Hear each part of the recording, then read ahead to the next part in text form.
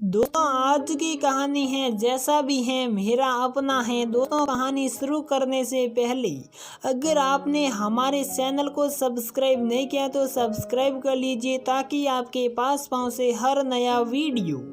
पहला प्यार या क्रश कभी मरता नहीं, दिल के एक कोने में इसका एकाधिकार होता है, बशर्ते हजारों लोगों की एंट्री हो जाए। दिल में ये सर्वोपरि रहता है, श्रेष्ठतम स्थान में विराजमान, जो समय समय पर अंदर बैठकर कुछ ऐसी तरंगे उत्पन्न करता रहता है कि इंसान वर्तमान में न रहकर अतीत में घूम ही आता है। जिस दिल में ये विराजमान रहता है उस इंसान की आंखों में हमेशा इसे न पाने का दुख झलक ही जाता है। पीरिया दौड़ती हुई छत की सीढ़ियां सड़ रही थी, हाथों में गीले कपड़ों से भरी बाल्टी पकड़े हुए सांस फूल रही थी, लेकिन वो नज़ारा छूटना नहीं चाहिए जिसे देखने के लिए रोज बहाने बनाकर छत पर आती थी। कभी कपड़े सुखाने तो कभी पढ़ाई का बहाना। रवि के ऑफिस जाने का ये ही समय था। छत से ही उसकी एक झलक देखती थी, घुंघराले बाल, बलिष्ठ भुजाएं, ऊंचा कद, गोर वर्ण, काली पैंट और सफेद शर्ट, नुकीले जूते, उस पर आंखों में काला चश्मा किसी हसीना को घायल करने के लिए काफी थे। हाथ की उंगलियों में बाइक की चाबी को घुमाना और बाइक में बैठते ही साइड मिरर में खुद को निहार कर बालों को हाथ से सेट करना गजब की अदा थी। इसी अदा की दीवानी पीरिया उसके जाने के बाद भी थोड़ी देर तक वहीं छत की दीवार पर टंगी रहती। उसके इत्र की खुशबू हवा में गुल कर पीरिया की नथुनों से होते हुए दिल और दिमाग में मीठी मीठी तरंगे उत्पन्न करते घंटों उसी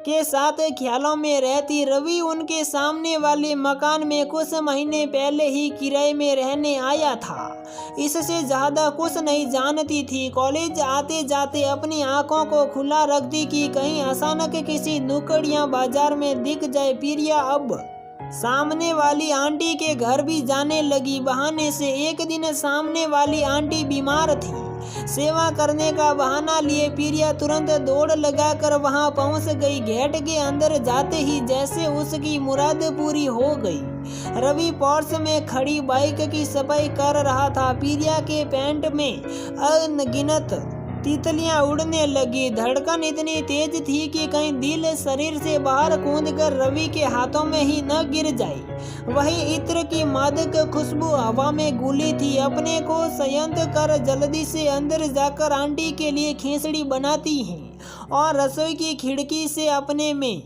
मगन रवि को जी भर के निहारती हैं। खिचड़ी खुद पर ध्यान न दिए जाने के कारण नाराज होकर कुकर से जा चिपकी और बीमार आंटी ने गुस्से में पीरिया को घर से भगा दिया। रवि अपने कमरे में था। पीरिया ने बाइक के पास रुककर उसके हैंडल को घुमाते हुए कहा, बदमाश, सब तुम्हारी वजह से हुआ है। मानो रवि के कान खींच रही हो। हेलो श्रीमती जी, किन ख्यालों में डूबी हो? लो बेसन ले आया, अब जल्दी से गर्मा गर्म पकोड़े खिला दो तो बारिश का मजा दोगुना हो जाए। अरे ये क्या? उप फिर से रवि के ख्यालों में सली गही। ये मुआ निकलता क्यों नहीं? दिल दिमाग से इतने साल हो गए, ऊपर से ये बरसात का मौसम, रह रह कर उसकी याद कुरेद जाता है। वैसे भी रोमांटिक होना फिल्मों की तरह मेरे जैसी मध्यम वर्गीय की हीरोइन के नसीब में कहाँ। मेरे से ज्यादा नसीब वाले तो ये आलू प्याज के पकोड़े हैं जिनके लिए हर वक्त आकाश की जीभ में सांसनी की तरह दो तार की लार टपकती रहती हैं। बरसात में कपल लॉन्ग ड्राइवर पर जाते हैं, लेकिन ये पकोड़ों के लिए बेसन लेने ही जाएंगे। बस खा खाकर तोंद बाहर आ गई। मुझे भी तो शर्म आती होगी ऐसे तोंदू आदमी के साथ कहीं जाने में। ऊपर से सर में बाल भी नहीं। रवि के कितने अच्छे घुंघराले बाल थे, इनको तो भगवान ने कद भी नहीं दिया। इनके साथ मैं कभी हील भी नहीं पहन सकती। रवि कितना लंबा चौड़ा था, कितनी खुश नसीब होगी उसकी पत्नी। काश एक बार उससे कहीं मुलाकात हो जाती, पता तो चलता इन 7 सालों में क्या हुआ उसका, किससे शादी करी उसने। अपने आप में बड़बड़ाती हुई पीरिया ने सारे पकोड़े बना डाले। अरे श्रीमती जी, बन गए क्या पकोड़े? लाओ फिर जल्दी। उप एक ये पकोड़ा पति मिला मुझे जिंदगी पकड़ो जैसे हो गई टेढ़ी मेढ़ी, ला रही हूँ वहाँ जाना। तुम्हारे हाथों में तो जादू है, नथुराम के पकौड़ों से भी स्वादिष्ट बनाती हो, जरा हरी वाली चटनी भी ले आओ। प्रिया फिर से 7 साल पीछे रवि के ख्यालों में चली गई। ऐसे ही एक बारिश में प्रिया ने एक दुकान मैं शरण ली थी, तभी रवि भी भीगने से बचने के लिए वहीं आ गया। इस बात से अनजान की बगल वाली लड़की उस पर कितना मरती है। प्रिया मन में सोच तो रही थी कि क्या वो भी कुछ सोचता होगा उसके बारे में। जैसे ही बारिश रुकी, रवि कहाँ से चला गया, पीछे मुड़ कर भी नहीं देखा। प्रिया ने तो अपने दिल में उसे जगह दे दी थी। एक दिन प्रिया कॉलेज से घर पहुंची तो देखा बैठक में बहुत सारे लोग बैठे थे। प्रिया की मां ने तुरंत उसे तैयार होकर आने को कहा। लड़के वाले उसे देखने आए थे। बहुत नाराजगी जताई उसने, परंतु उसकी न चली। उनके जाने के बाद प्रिया माँ से उलझ पड़ी। माँ, लड़के के सर में कम बाल हैं, कद भी मेरे जितना है, रंग भी सांवला है, मुझे पसंद नहीं। अब दिल में तो रवि था, फिर कैसे कोई पसंद आता।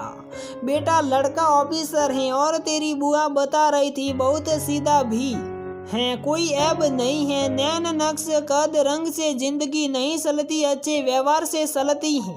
तेरे बाबूजी ने रिश्ता पक्का कर दिया है। प्रिया पर तो जैसे पहाड़ टूट पड़ा। पहला प्यार भले ही एक तरफा था, दिल तो टूट गया ना, मना भी कैसे करती। रवि को तो इस बात का एहसास भी नहीं था कि प्रिया उसको प्यार करती है। उसकी शादी से पहले ही रवि वहां से ट्रांसफर होकर दूसरे शहर चला गया और प्रिया आकाश संग परिणय सूत्र में बंद कर उसके घर आ गई। समय अपनी रफ्तार से निकल रहा था। प्रिया कई बार आकाश को वैसे ही सजाने की कोशिश करती जैसे रवि को देखती थी, या हूँ कहो आकाश में रवि को ढूंढती थी, लेकिन मायूसी होती। दोनों दो अलग प्राणी थे। अब 5 फुट 4 इंच का आदमी 6 फुट का कैसे बनता। आकाश के लिए काली पैंट सफेद शर्ट भी लाई और आकाश ने पहना भी, लेकिन सफेद शर्ट में गहरा सांवला रंग और निकर कर उभर रहा था। कूद कर प्रिया ने बदलवा दिया। अजीब हो तुम श्रीमती जी, कभी खुद पसंद का लाती हो, फिर बदलने के लिए बोलती हो। काला चश्मा भी लाई थी, लेकिन फिर दिया नहीं। आकाश के पास भी बाइक थी। प्रिया का मन होता जैसे रवि स्टाइल में गलियों में कट मार कर चलाता था, वैसे ही आकाश भी चलाए। आकाश ने एक दिन कट मारने की कोशिश की थी एक गड्ढे से बचने के लिए, तो ऐसा कट मारा कि प्रिया गड्ढे में थी और खुद दूसरी तरफ पड़ा था और बाइक उसके ऊपर। आंखों में आंसू लिए प्रिया का मन उस समय आकाश के बाल नोचने को हो रहा था, लेकिन आकाश बच गया क्योंकि उसके सर पर बाल नहीं थे। आसपास के लोग आकाश को और उसकी बाइक को घर छोड़कर गए। ऐसे ही एक दिन मॉल में प्रिया को वैसे ही खुशबू वाला इत्र मिल गया, तो वो तुरंत आकाश के लिए ले आई। आकाश की तरफ इत्र छिड़कने को ही थी कि आकाश ने अपनी तोंद को सहलाते हुए कहा, श्रीमती जी आज क्या खिलाया। सुबह से बहुत एसिडिटी हो गई, अभी तक 3 बार सला गया हूँ। प्रिया ने उस वक्त इत्र की इंसल्ट करना उचित न समझा। इंसान खुद को हमेशा धोखे में रखता है। जो चीज उसके पास है उसे नजर नहीं आता और उसको दूसरों में ढूंढता है। एक दिन अचानक बाथरूम में प्रिया फिसल गई। एक पैर की हड्डी टूट गई, एक हाथ भी मुड़ने की वजह से सूज गया। डॉक्टर ने बेड रेस्ट बोल दिया।